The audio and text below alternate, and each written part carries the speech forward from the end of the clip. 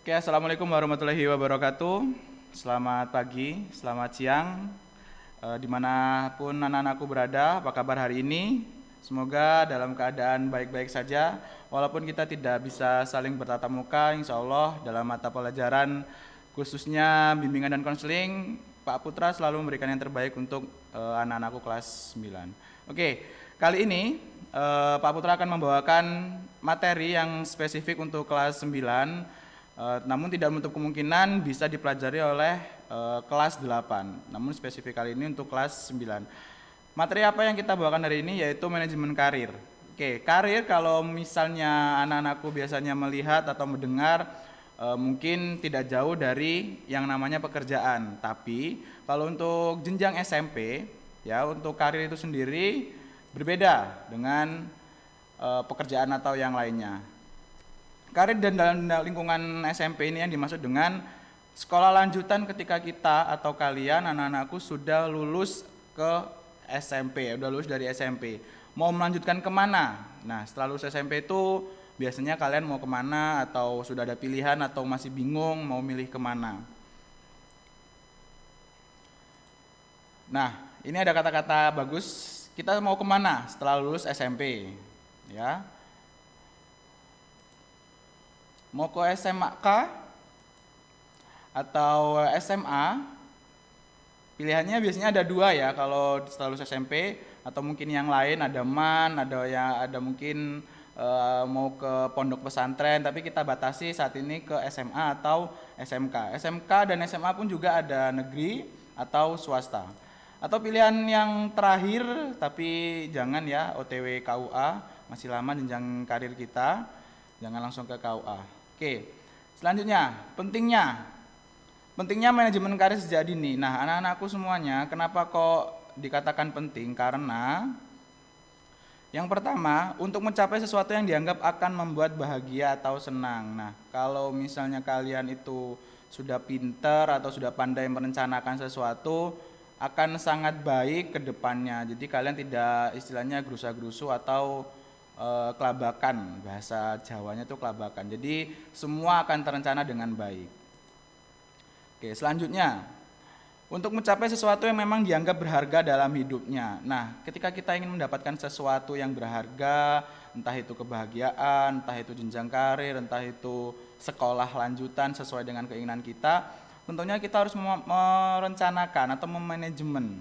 Jadi tidak asal nanti ketika kita salah atau salah pilihan itu menyesal di kemudian hari. Oke, selanjutnya untuk mempersiapkan sikap sejak dini. Nah, ketika kita sudah mempersiapkan, sudah merencanakan, sudah manajemen, ketika kita nanti di jalan gagal atau bagaimana, kita sudah punya planning banyak. Ketika saya gagal di sini, saya akan memplanningkan ke planning yang selanjutnya. Jadi akan mudah, akan terencana. Oke, selanjutnya untuk mengembangkan dan melatih kemampuan. Nah, ayo dari sekarang anak-anakku mulailah apapun yang kita inginkan di masa depan itu mulai direncanakan sejak dini. Oke, selanjutnya agar tersusun rapi, perencanaan demi perencanaan. Dia sama ya artinya dari yang awal tadi. Oke, bagaimana cara memanajemen karir? Ya, karir itu ada cara-caranya untuk manajemen. Ya, yang pertama, kenali dirimu, bakat dan minatmu. Nah, anak-anakku sekalian yang kelas 9 khususnya dan yang kelas 8 boleh dipersiapkan. Kira-kira kalian tahu nggak bakatnya di mana? Ya, ada mungkin Pak saya bakatnya di sepak bola atau olahraga. Pak saya bakatnya di musik, ya. Pak saya bakatnya di kesenian, bisa tari, bisa atau apa gitu. Nah, dipadukan dengan minat, jangan-jangan kalian hanya cuman bakat karena ikut-ikutan teman. Nah, ketika kalian punya bakat olahraga, minat kalian itu apakah benar-benar di olahraga? Kalau misalnya kalian hanya bakatnya saja tapi minatnya nggak di olahraga, itu nanti akan timbul hal-hal yang tidak kita inginkan atau kegagalan-kegagalan, ya. Selanjutnya, temukan kelebihan dan kekuranganmu. Nah, ketika kalian sudah menemukan bakat dan minat kalian, nanti akan banyak istilahnya polisi-polisi tidur atau gunjalan-gunjalan. Jadi kalian harus tahu kelebihan saya ini mendukung bakat dan minat saya atau tidak.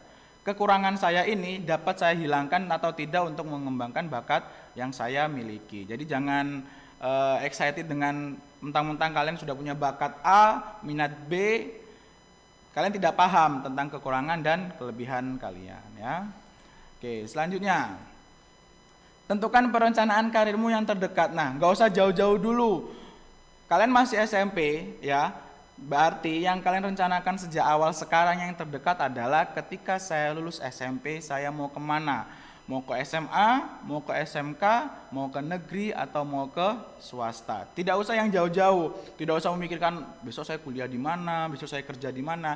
Kalau misalnya kalian terlalu jauh, nanti takutnya kalian akan malah bingung ketika ada beberapa keinginan kalian yang gagal. Jadi sekarang fokusnya ke setelah lulus SMP. Sudah tahu ya pasti anak-anakku semuanya sudah punya keinginan mau ke SMA, SMK, negeri atau swasta.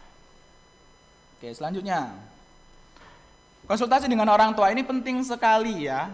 Jadi ketika kalian sudah punya keinginan, kalian sudah punya kemauan untuk melanjutkan sekolah setelah SMP, jangan lupa peran orang tua. Banyak sekali yang mengegoiskan diri sendiri. Jadi ketika kita punya pilihan ini, punya pilihan itu, tidak melibatkan orang tua. Jadi tetap melibatkan orang tua, konsultasi, tanyakan, minta saran, minta pendapat, apakah pendapat kalian ini diterima oleh orang tua, apakah pilihan kalian itu disetujui oleh orang tua. Jadi jangan egois, kita harus melibatkan orang tua, karena orang tua adalah faktor penentu kesuksesan kita yang akan datang gitu ya. Oke, selanjutnya tentukan langkah awal untuk karirmu. Ketika kalian sudah punya pilihan SMK, SMA, negeri atau swasta dan sudah direstui oleh orang tua, langkah yang akan kalian lakukan awal-awal ini apa? Ya, misal saya mau ke SMA 1 Yogyakarta dan disetujui oleh orang tua, langkah yang kalian lakukan saat ini adalah nilai. Nah, mengatrol nilainya, bagaimana nilai saya bisa memenuhi syarat, bagaimana nilai UN saya nanti, kalau misalnya UN masih ada ya, bagaimana nilai UN saya bisa memenuhi syarat, bagaimana nilai-nilai raport saya memenuhi syarat, bagaimana nilai praktiknya memenuhi syarat, dan yang lain sebagainya. Jadi ketika kalian sudah punya pilihan, cari kisi-kisinya di web atau di sekolahnya langsung, biasanya ada browser atau apa. Di situ kalian harus cari apa sih syarat atau kriteria bisa masuk sekolah yang kalian pilih ya. Misalnya sekolah SMA Muhammadiyah 1 Yogyakarta. Nah, kalian harus tahu apa saja syarat-syaratnya, nilai-nilainya, dan apa saja yang harus kalian persiapkan dari sekarang. Nah, itu merupakan langkah awal dari menentukan karir kalian. Selanjutnya, kenali halangan untuk mencapai karirmu. Nah, ketika kalian sudah menyiapkan semuanya, kalian harus tahu halangan apa sih yang nantinya ketika kalian sudah menjalankan itu ada di tengah-tengah jalan. Misalnya saya kok misalnya kekurangan biaya, kalian harus kenali halangan itu. Terus nilai saya kok pas-pasan. Nah, kalian juga harus kenali dengan halangan-halangan itu. Jadi agar nanti pas ketika sudah menentukan daftar atau tanggal daftarnya, kalian sudah bisa dan sudah tahu langkah-langkahnya. Oke, selanjutnya, lakukan hal-hal yang mendukung karirmu. Nah, ini yang paling penting dari sekarang yang kalian siapkan anak-anakku kelas 9. Saat ini mungkin kalian BDR atau belajar dari rumah, tapi tidak menutup kemungkinan nilai kalian itu harus benar-benar di-push dari sekarang. Ya, jadi silakan kalian bisa buka-buka rapot kalian, daftar nilai kalian dari semester 1 sampai semester sekarang. Coba berkaca dari nilai kalian. Nilai saya segini, apakah saya bisa masuk sekolah pilihan saya? Nilai saya segini, apakah saya bisa masuk pilihan kedua, pilihan ketiga?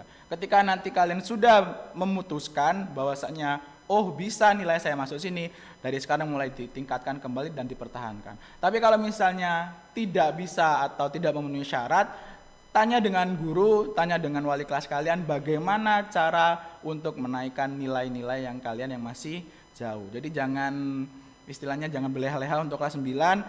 Masa depan kalian masih panjang, tentukan rencana kalian dari sekarang ya. Oke, selanjutnya. Tips merencanakan karir sekolah lanjutan ya. Oke, tips memilih karir. Pertama ada SMK. Nah, SMA ini biasanya tidak jauh-jauh dari kuliah. Setelah lulus SMA, biasanya kita akan kuliah ya. Terus nanti akan kerja juga. Terus nanti akan mungkin bisa berwirausaha. Nah, ini pilihan-pilihan. Jadi ketika kalian sudah memilih SMA, sudah diterima di SMA, nah kalian juga sudah mulai memikirkan, besok saya mau kemana? Saya mau kuliah, saya mau kerja, atau saya membuka lapangan pekerjaan sendiri atau berwirausaha. Oke, selanjutnya SMK ya. SMK sama, ya ada kuliah, terus ada kerja juga, dan ada berwirausaha. Nah, biasanya kalau SMK ini banyak pendukungnya, akan banyak praktek-praktek yang mendukung pekerjaan kalian. Oke, dan yang paling penting, jangan mengambil jurusan hanya karena ikut teman, ikut pacar, atau ikut tren. Karena semakin banyak, ketika kalian nanti memilih jurusan hanya ikut-ikut teman, hanya ikut-ikut pacar, atau ikut tren, kalian nanti akan bingung, buat apa saya ngambil jurusan ini ya? Toh jurusan ini tidak dibutuhkan di masa depan, di masa yang akan datang. Jadi jangan ikut-ikutan. Kurangi hal-hal yang berupa ikut-ikutan itu, karena sangat berbahaya kalau untuk masa depan ya. Oke. Nah, ini untuk teman-teman yang milih SMA ya. SMA itu nanti hubungannya dengan kuliah, pengalaman, dan bekerja.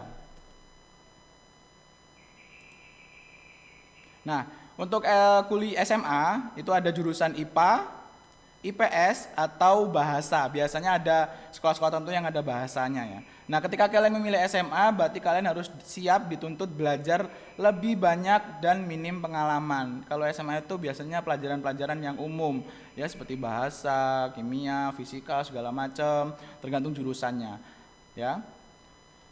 Waktu kalian SMA nanti harus menyiapkan lebih banyak waktu dan tenaga untuk kembali ke bangku kuliah. Jadi kalau misalnya kalian pengen masuk SMA, ya harus siap dengan kuliah. Terus ketika memilih SMA, berarti kalian harus lebih aktif di kegiatan non-akademik. Nah, di kegiatan non-akademik ini akan banyak pengalaman-pengalaman yang akan kalian dapatkan. Jadi jangan menjadi siswa yang aktifnya di kelas saja. Jadi kalau bisa aktif di luar kelas, bisa mengikuti ekstra. Kalau misalnya di Muhammadiyah bisa mengikuti IPM dan yang lain. Kalau di negeri bisa mengikuti OSIS dan yang lainnya ya. Oke. Nah, ini ada gambaran sedikit ya.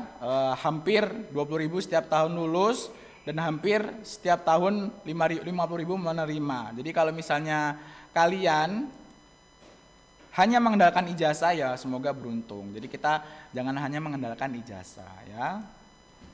Oke, selanjutnya SMK. Nah, SMK ini nanti akan banyak pengalaman bekerja. Jadi ada PKL, praktek, terus magang, ada sekolah yang beberapa sekolah yang 4 tahun. Nah, itu nanti akan banyak magang kerja ya. Terus ada mungkin misalnya kalian bisa mengembangkan ke kuliah juga bisa kuliah. Terus nanti bisa bekerja kembali.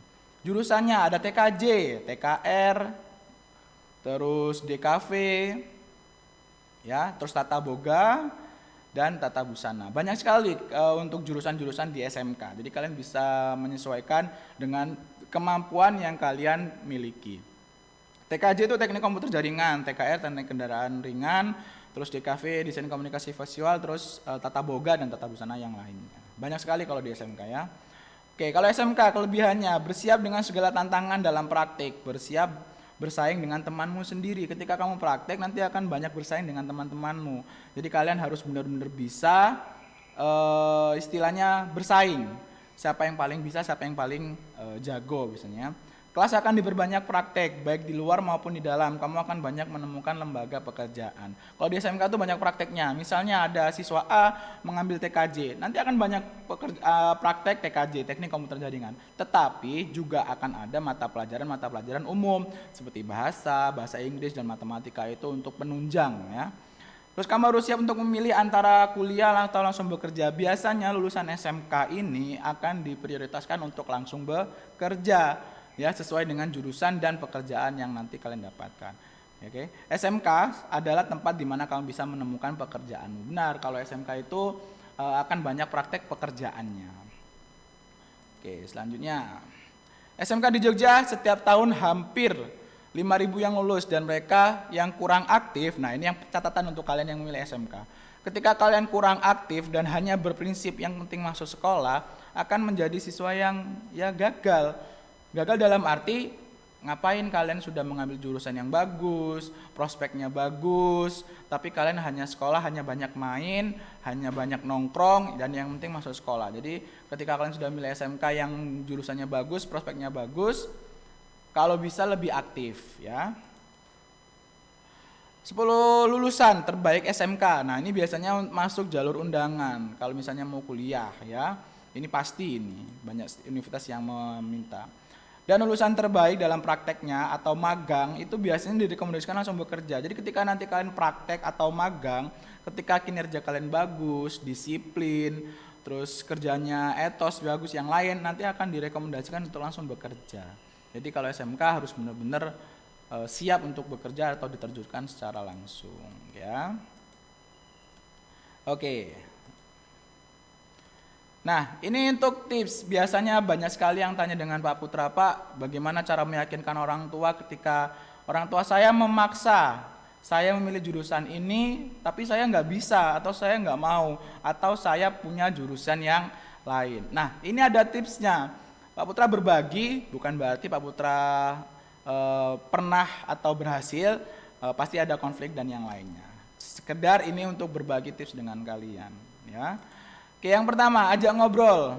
Ajak ngobrol ayah atau bunda atau panggilan sapaan kalian dengan orang tua kalian dari hati ke hati. Nah, kalian sudah punya pilihan yang bertentangan dengan orang tua kalian. Coba deh ngobrol dengan ayah kamu, dengan mama, dengan papa, dengan ibu, dengan bapak. Ajak ngobrol dari ke hati ke hati.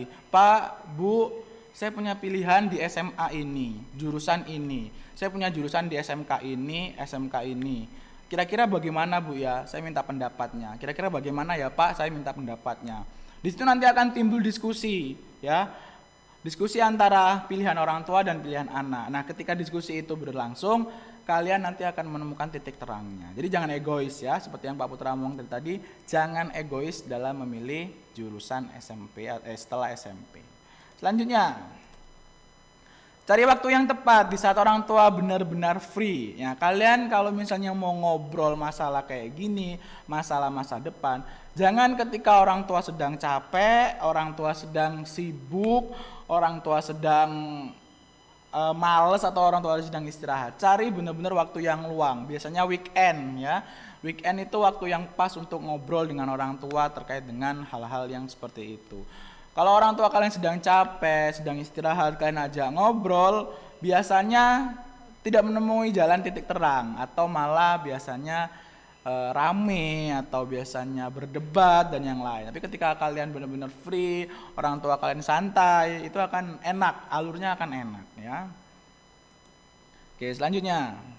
Coba sering ceritakan mimpi kalian. Nah, kalian pernah nggak cerita dengan orang tua kalian tentang mimpi dan cita-cita kalian? Pak, Bu, saya pengen jadi seorang yang ahli komputer loh Pak. Saya punya cita-cita pengen jadi ahli komputer. Bagaimana ya Pak, kira-kira apa yang bisa mendukung saya? Nah, orang tua kalian dia akan memberikan saran. Oh iya, kamu lebih baik di sini nak, karena di sini bagus prospeknya. Kamu di sini bagus prospeknya. Atau misalnya kalian, Pak, saya pengen jadi atlet sepak bola loh Pak. Saya pengen cita-cita jadi pemain sepak bola.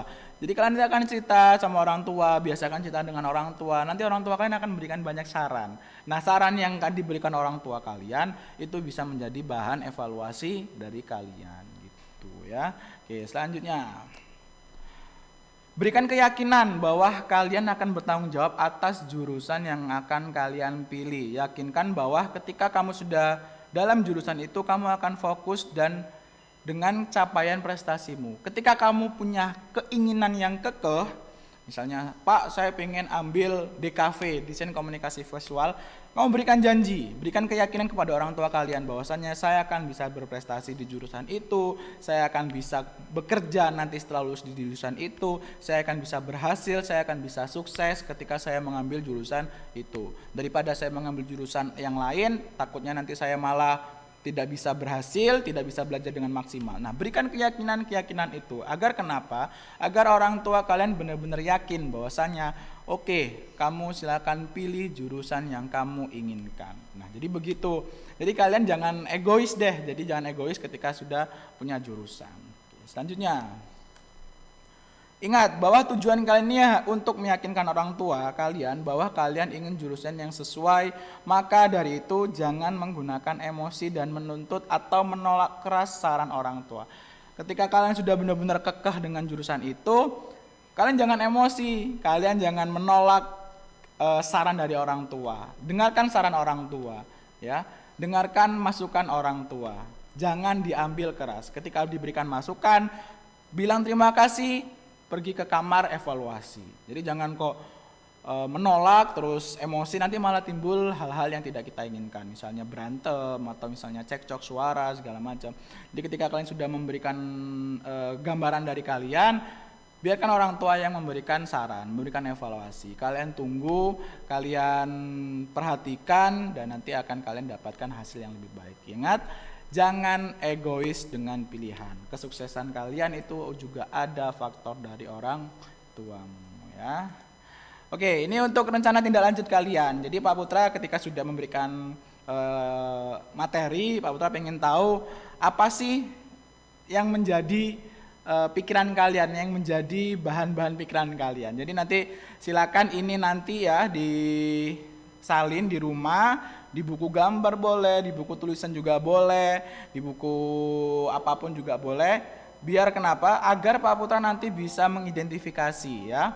Nanti ini ada nama, ya, nomor absen, kelas. Terus nanti ini ada nama kalian juga di sini. Terus ini jurusan setelah SMP. Ketika kalian nanti milih jurusan SMA, jurusannya apa? SMK, jurusannya apa? Negeri atau swasta, ya. Terus di sini kekurangan dirimu. Nah, ditulis saja apapun kekuranganmu untuk menggapai cita-citamu itu atau menggapai sekolah tujuanmu itu, ya. Terus di sini yang bawah, coba kira-kira ketika kamu sudah tahu di sini kekuranganmu, kira-kira kamu tahu nggak apa yang kamu lakukan, ya? Sebut aja nggak apa-apa. Nanti kita akan bahas bersama-sama. Terus yang selanjutnya di sini kelebihanmu. Jadi jangan istilahnya jangan takut mengemukakan kelebihanmu. Ini penting sekali. Ketika kamu punya kekurangan, kamu harus punya kelebihan. Jadi jangan kok punya kekurangan terus, ya. Nah, terus di sini targetmu kelas 9 apa? Ya, sekarang tuh targetmu apa? Contoh, nilai saya harus 80 di matematika. Nilai saya harus 90 di bahasa Indonesia. Nilai saya harus berapa di pelajaran yang lain. Itu harus kalian tentukan dari sekarang, gitu, ya. Dan oke, selanjutnya